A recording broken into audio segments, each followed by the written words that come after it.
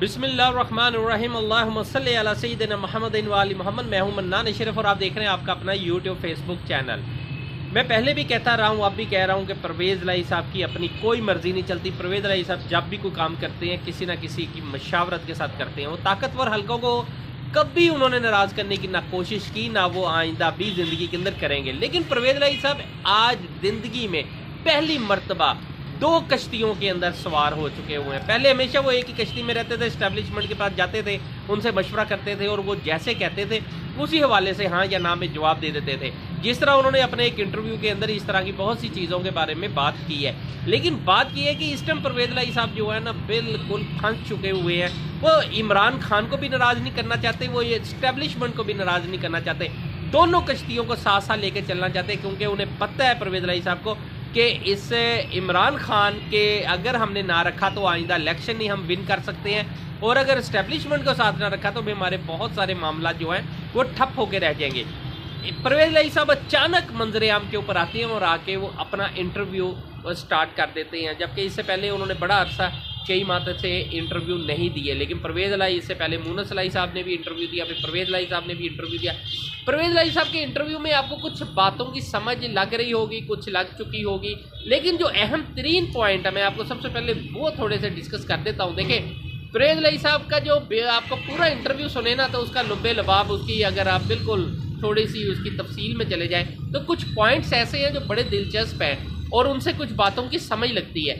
सबसे पहले ये है कि परवेज़ लाई साहब कलाबाजी खा गए, इसलिए कि परवेज़ लाई साहब इस टाइम असम्बलियाँ तोड़ने की पोजीशन में ना है, ना उन्होंने इस तरह का कोई इशारा दिया कि मैं असम्बलियाँ तोड़ दूंगा। लेकिन वो साथ साथ बयान भी बड़ा पुख्ता, बड़ी कंक्रीट अपना माइंड सेट जो है वो आगे शो करते हैं कि नहीं जी मैं इमरान साहब के साथ खड़ा हूँ, इमरान खान मुझे अब के 10 मिनट बाद असम्बली तोड़ दूंगा। साथ ही आगे पलटी भी खा जाते हैं और फिर कहते हैं कि लेकिन इमरान खान साहब जो है 3 माह भी उन्हें सही होने में लगेंगे।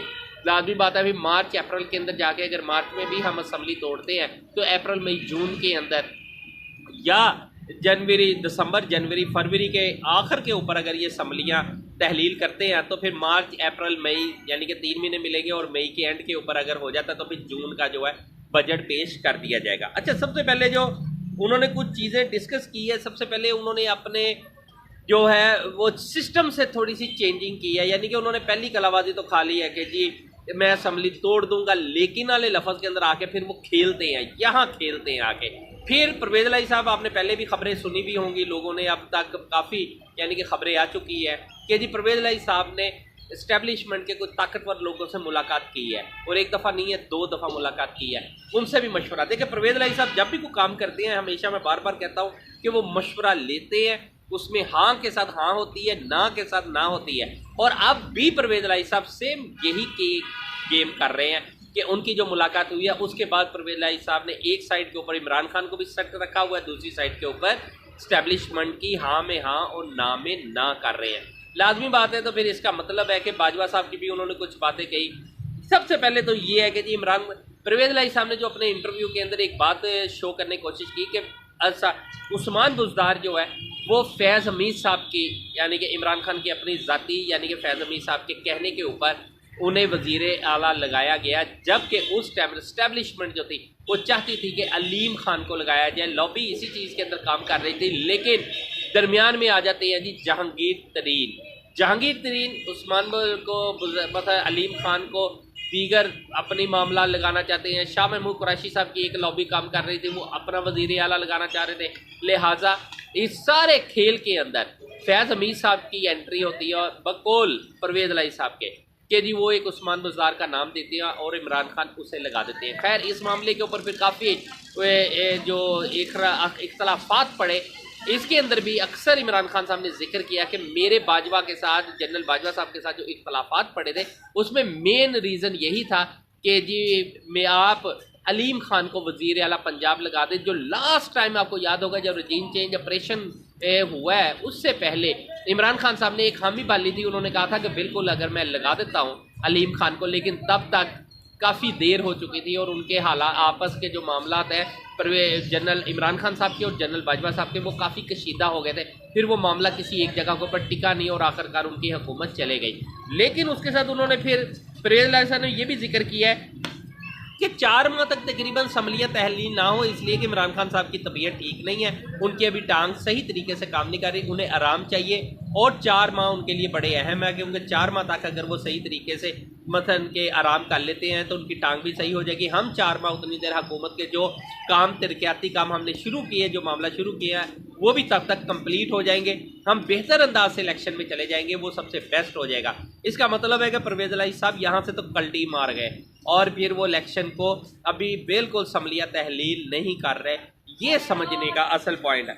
फिर एक और चीज़ है, उन्होंने ये भी कहा कि इस टाइम के ऊपर कुछ देखें, कुछ चीज़ें कुछ तहलील करने के लिए देखें, इस टाइम के ऊपर वज़ीर आला परवेज़ इलाही साहब जो है ना, एक चीज़ और भी कह रहे हैं। वो कहते हैं कि हम जब आए थे तो हमें जनरल बाजवा साहब ने कहा था कि जी इमरान खान साहब के साथ मिल जाए। इसका मतलब है कि वो ये भी शो करने की कोशिश कर रहे हैं कि जनरल बाजवा साहब ने इमरान खान पे एक बहुत बड़ा एहसान किया, हमें साथ मिला गए। इसका मतलब है कि जनरल बाजवा साहब का एक बयान जो था लास्ट टाइम आपने सुना होगा, जब वो रिटायरमेंट के बिल्कुल करीब थे, उससे 3 के दिन पहले शोहदा कॉन्फ्रेंस हुई थी, उसके अंदर उन्होंने ऐलान किया था कि जी मैं फरवरी 2021 से हमने तय कर लिया था कि हम गैर सियासी रहेंगे, लेकिन फिर रजीम चेंज तो 8 माह पहले हो रहा है, फिर उसके अंदर जनरल बाजवा साहब की एंट्री किस तरह हो जाती है?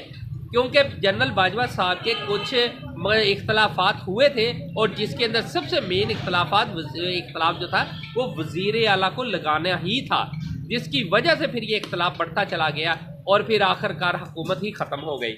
अब मसला ये है कि अगर परवेज़ इलाही साहब असम्बली तहलील नहीं करते तो फिर लाजमी बात है कि इमरान खान साहब चाहेंगे कि मैं फ़ौरन असम्बली तहलील करूँ, उसके लिए उन्हें ऑप्शन बी इस्तेमाल करना पड़ेगा। लेकिन इमरान खान साहब और उनकी जो रुफ़का की टीम है, उनके करीबी दोस्त है, साथी है, वो बहुत एहतियात के साथ इस टाइम गेम खेल रहे हैं। वो बिल्कुल कोई ऐसा बयान नहीं दे रहे कि परवेज़ इलाही साहब जो है वो नाराज़ हो जाए, इसलिए कि सारी गेम पंजाब की इस टाइम परवेज़ इलाही साहब के साथ ही खेली जा सकती है।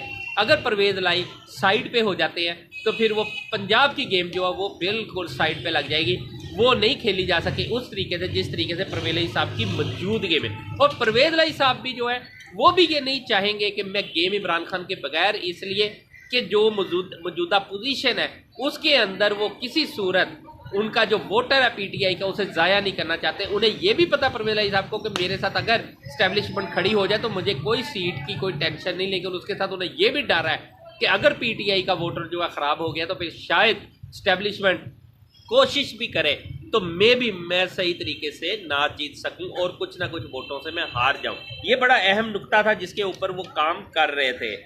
बात यह है कि इस टाइम के ऊपर जो हालात बन चुके हुए हैं वो यही बता रहे हैं कि असम्बलियाँ मार्च में के शुरू के पहले हफ्ते के अंदर तहलील हो रही है, फिर उसके बाद जून में अंदर इलेक्शन आ रहा है और जुलाई में यानी कि उसके बाद फिर जून का जो वो बजट होगा वो जो नई गवर्नमेंट आएगी वो ही करेगी, और इसीलिए ये सारे जो हालात हैं। अब सेकंड नंबर पे मैं चलते चलते आपको एक बात और बता दूं कि इमरान खान साहब ने कराची जाने का फैसला कर लिया, सिंध की एंट्री मारने के लिए उन्होंने अपना ऐलान कर दिया और वो मुकम्मल तैयारी कर रहे हैं, जो आसफ अली जरदारी साहब के लिए बहुत ख़तरनाक खेल शुरू होने वाला है, इसलिए कि अब सियासत में उनके लिए बहुत ज़्यादा मुश्किल आ जाएगी, परेशानी आ जाएगी कि उन्हें अब सिंध संभालना मुश्किल हो जाएगा। जब इमरान खान साहब को अगर ये 3 माह मिल जाते हैं तो लाजमी होता है वो 3 माह ज़ाया तो नहीं करेंगे, वो सिंध में एंट्री मार जाएंगे और सिंध के बहुत से ताकतवर लोगों को अपने साथ मिला लेंगे, जो वो ताकतवर सियासी शख्सियात जो अक्सर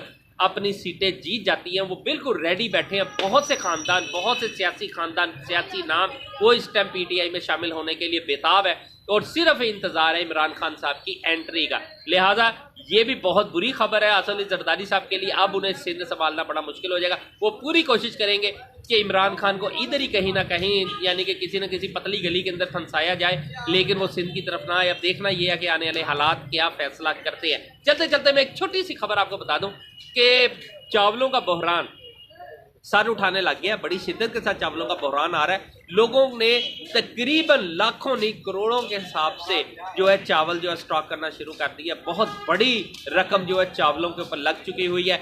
एक एक शख्स लाखों बोरियां जो है चावलों की वो खरीद रहा है और गायब कर रहा है, गोदामों में लग रही है। बहुत बड़ा बहरान आ गया। इस बहरान से कैसे बचना ये हुकूमत को ही फैसला करना पड़ेगा, उन्हें कोई पॉलिसी अपनानी पड़ेगी। मैं सिर्फ बहरान के बारे में जिक्र कर सकता हूँ। कि बहरान बड़ी शिद्दत के साथ आ रहा है। ये चावल जो है 500 रुपये किलो भी मार्केट में नहीं मिलेंगे। ये हुकूमत को सोचना पड़ेगा। मन्नान नेशन को इजाज़त दीजिए, अपने चैनल का बहुत ख्याल रखिएगा। अल्लाह हाफिज़।